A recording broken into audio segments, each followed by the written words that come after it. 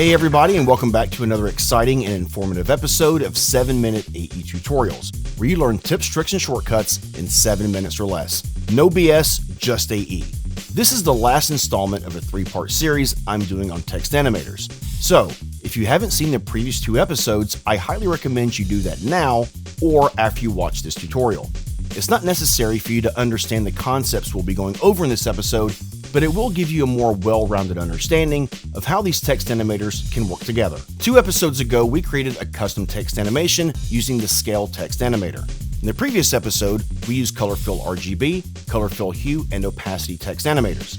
We save those animations as presets that can be brought into any project with just a click of a button.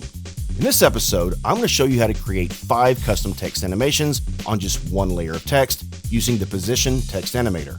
Like the other animations, these can be saved as a preset and easily brought into any project. Please like this video so I can make that YouTube algorithm happy. Share this episode and our channel with your fellow motion graphic designers so they can become After Effects rock stars just like us. And click the bell so that way you're notified every time I upload a new tutorial. And please, leave me a message in the comments below and let me know what you thought about this episode. I want to thank Lulucourse for sponsoring this episode. Go to the link in the description below and get this Cinema 4D course for just $49. You'll get comprehensive teaching that inspires creativity and thought. This course includes processes and ideas that incorporate actual commercial examples. Taught by CG artist Dave Bergen, this course covers everything you need for a strong foundation in C4D design and animation. And it includes topics such as looping 3D animation and ultimate abstract art. All necessary files are included in the download and you have unlimited access to all the lessons in this course. Access this course across any and all devices, move through this self-paced course on your time, and learn skills that will help you land that dream job. At just $49, this is an amazing deal. I highly recommend you check them out today and expand your motion design and animation skills. Cinema 4D from beginner to master, only at lulucourse.com. Check them out today by following the link in the description below. Sign up for my Udemy course, The Power of Shape Layers. It's a comprehensive course that covers literally every aspect of shape layers, and is guaranteed to make you a shape layer wizard. The link to that course, the presets we're creating, and the project files for this entire Text Animator series are all in the description below. I've also included a table of contents so you can re-watch sections of this tutorial that you find difficult. Okay, there's a lot to get through, so let's dive right in. Just want to show you how you can do some pretty cool things with a couple of text animators, and you can save these as presets so that way you can bring them in future projects. This one is really cool because you can create multiple animations with just 1 layer. Our final animation is going to end on our layer's position. So I'm going to pull up position. I'm going to actually make that 540 so that way it's right in the middle. So this will be our final resting spot. So let's open up this layer. The way all of these work is you're going to be pulling in some text animators from this animate arrow right here. So click on that. We're going to add in a position and change this to left. We're going to move our position over to the left. So that way it's going to animate in from the left. Our animation is dictated by our offset, and open up advanced. We see that it defaults to square and by characters. And the offset values for square are going to be 0 to 100. We'll put a keyframe for 0%, go forward about 20 frames and move it up to 100%. If we watch it back, it's not great, but it does what we expect it to do. So to make this a little bit more interesting, let's make some changes here. Let's change our shape to ramp down. And as we can see, our percentages are now off. And that's because with ramp down, the offset beginning percentage is 100%. Ending percentage is negative 100%. So now if we watch that back, it looks a little bit more like something that we may use. We can go down to randomize order and click on. And now we can do even more stuff with this. Now let's change our ease high to negative 100% and ease low up to 100%.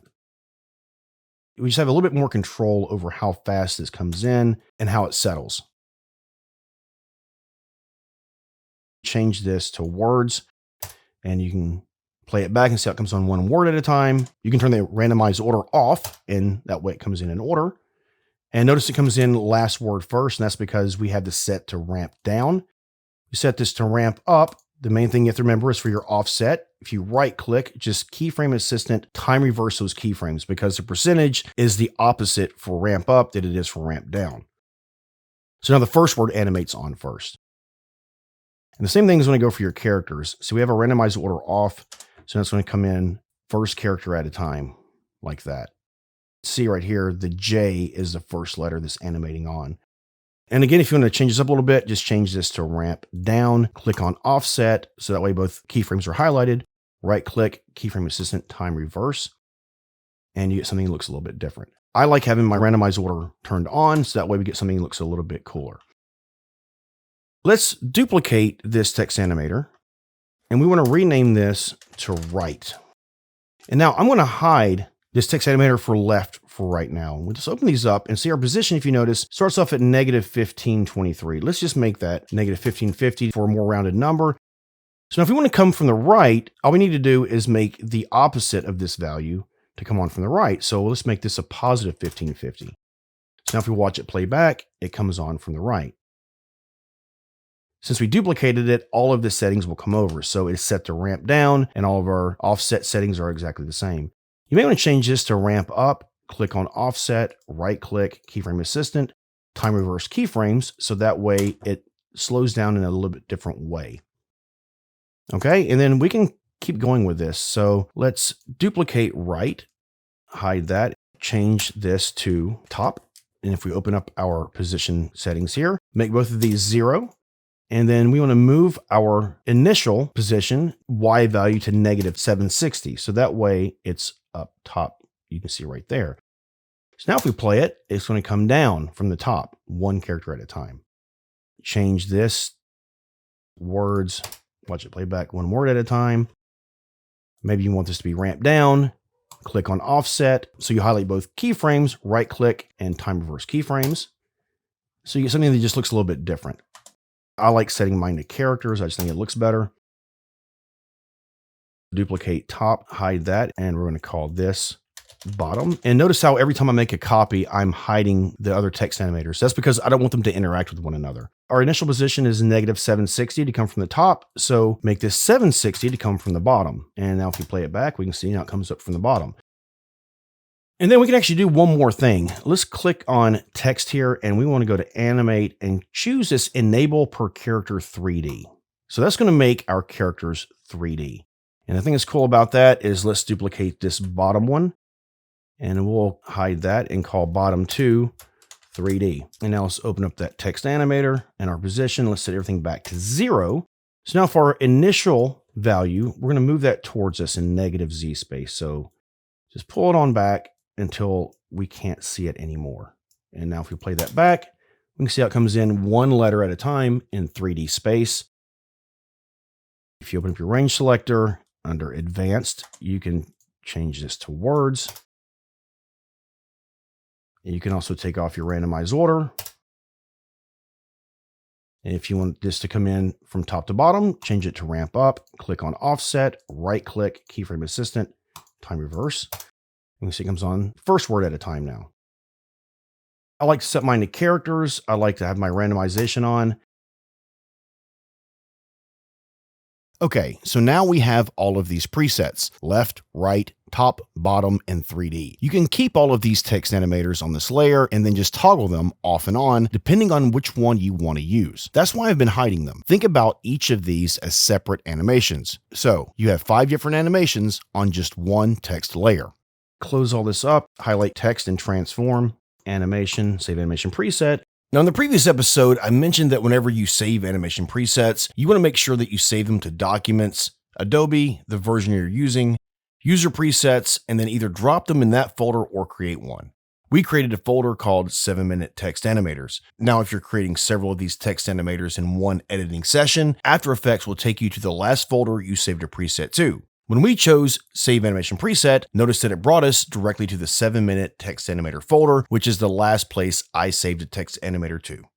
Call this Position Animations. You want to save that? Okay, and then let's open back up our text settings here, and let's just get rid of all of these text animators here. And under Animation Preset, User Presets, 7-Minute Text Animators, and we have our Position Animators. I've got my playhead at the beginning of my layer here.